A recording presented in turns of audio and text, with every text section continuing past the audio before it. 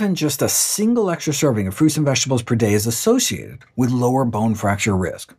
Why? Well, osteoporotic fracture risk is associated with higher levels of inflammation in your blood, for example, C-reactive protein, and specifically a more pro-inflammatory diet.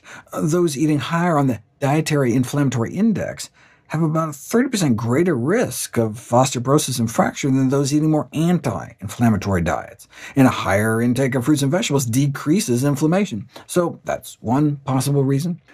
Free radicals may also play a role in eating away at your bone, suggesting that pro-oxidant stress may contribute to osteoporosis.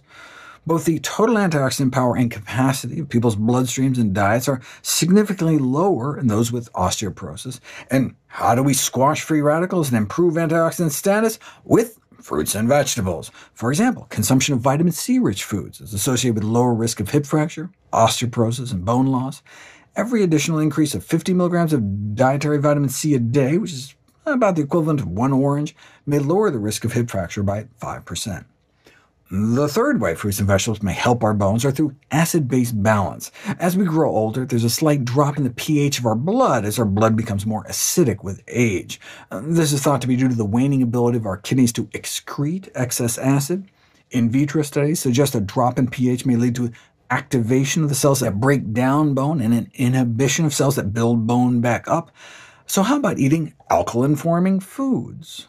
The most acid-forming foods are meat and cheese, especially fish, and the most alkaline or base-forming foods are fruits and vegetables. This may help explain why, if you experimentally remove fruits and vegetables from people's diets, a marker of bone formation significantly drops, and a marker of bone loss shoots up, and vice versa when you add fruits and vegetables back into their daily diets.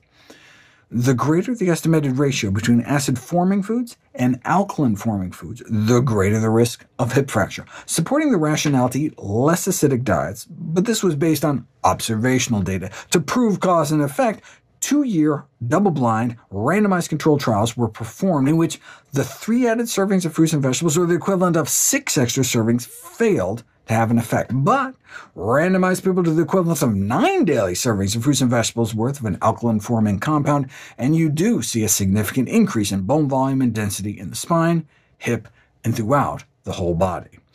Are there any fruits and vegetables that are particularly good? That's the question I'll address next.